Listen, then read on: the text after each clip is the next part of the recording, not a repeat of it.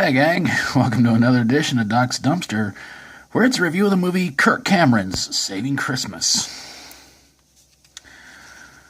Well, apparently Kirk and his family are about ready to celebrate Christmas, but his brother-in-law named Christian, I'm not even kidding, starts to kind of sort of think the way a lot of people think, that Christmas is becoming commercialized and hey, Christmas just isn't what it used to be.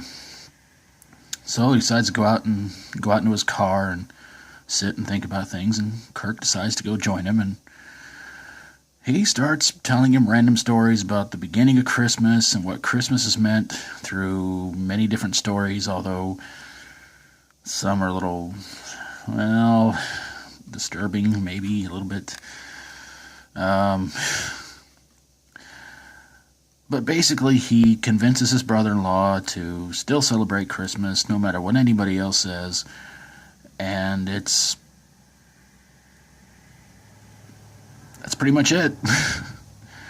About 75 minutes of Kirk and his brother-in-law sitting in a car, and Kirk telling him a bunch of stories about Christmas and how it's celebrated and all this. And then eventually Christian goes back into the house with Kirk and they celebrate Christmas, and they end the movie with one of the worst looking dance-offs you've ever seen in your life. Yeah. That's pretty much the whole movie.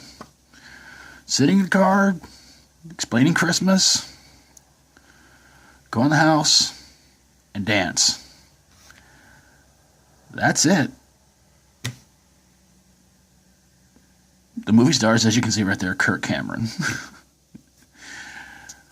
But the big question is that, does Kirk Cameron's Saving Christmas really deserve to be put into a dumpster? I mean,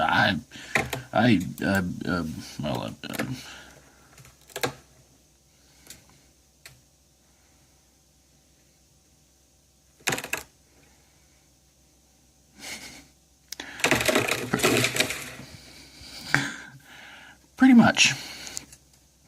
How many movies do you know of gets a 0% rating on Rotten Tomatoes? I don't think I could count on one hand how many movies gets a 0% rating on Rotten Tomatoes.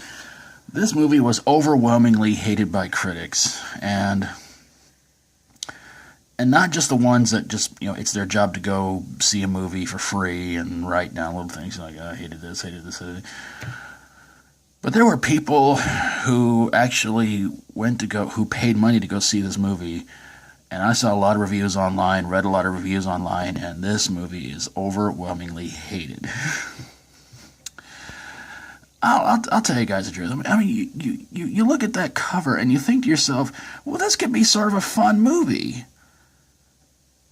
And it's not. It's kind of really out there. See, the thing is, gang, if I were to do a movie like this, I don't know.